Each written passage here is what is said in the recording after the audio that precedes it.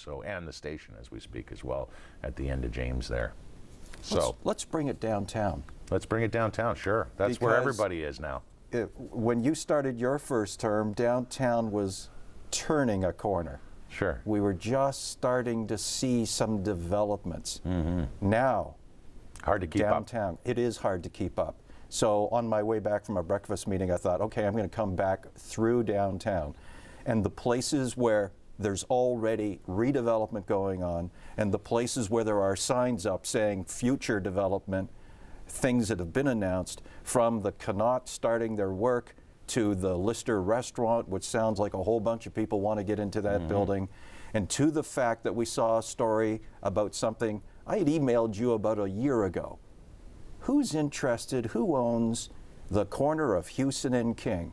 Because with everything going on downtown, the former Kresge's building is a very important site. And we saw a story that said there will be something there. Yes. Your downtown is basically on fire, is what I'm trying to say, in a very short manner. It's very encouraging. And just about 3 weeks ago, Council ratified and approved a 30-story building in 98 James, which you and I had talked about as well in the past, where there's an adaptive reuse of an old historic church. Not everybody's happy with that. Not everybody, however, you know, very little protest. There was a good delegation from the Durand neighborhood community. It's focused a lot on parking and mostly light easement, but that's a big project. The former bingo parlor, they vamoosed out of the core right during our downtown casino debate, which overwhelmingly, I think, at least with those who I engaged with in my own personal survey, a la Terry Whitehead did a sort of forum research type phone thing, among other town halls and other documentation. We said we didn't want it downtown, and at around that time the bingo parlor was pitching, trying to decide between 3 communities to modernize their gaming in bingo. Well, they heard loud and clear and vacated the core from me and from others, and so that left that beautiful old building to assume some great potential, and we're starting to have those conversations, and I have every faith that around the corner we're going to get a much better picture, virtually a picture.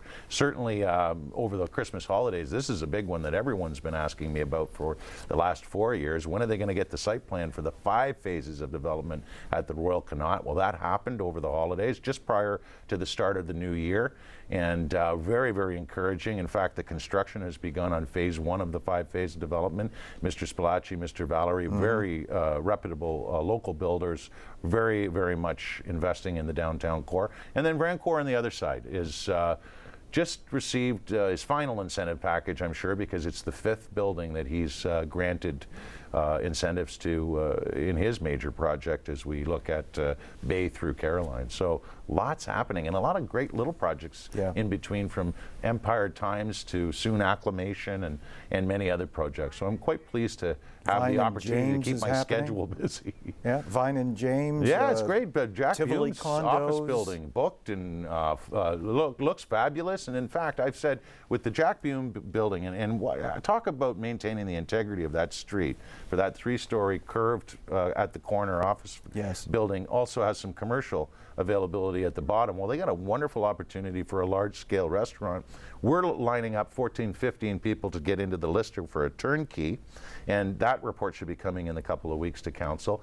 But I've asked facility staff about 6, 7 weeks ago, for the person number 2, 3, 4, 5 on the list, make sure you direct them a block and a half down the road, because there's something available there in that wonderful new building that meets all the criteria one would be looking for an upscale or regular sports bar. It doesn't matter. It's ready to go. Let me ask you about spy cameras in parks. Sure. Because that's caught an awful lot of attention. What are your thoughts? I've never been one for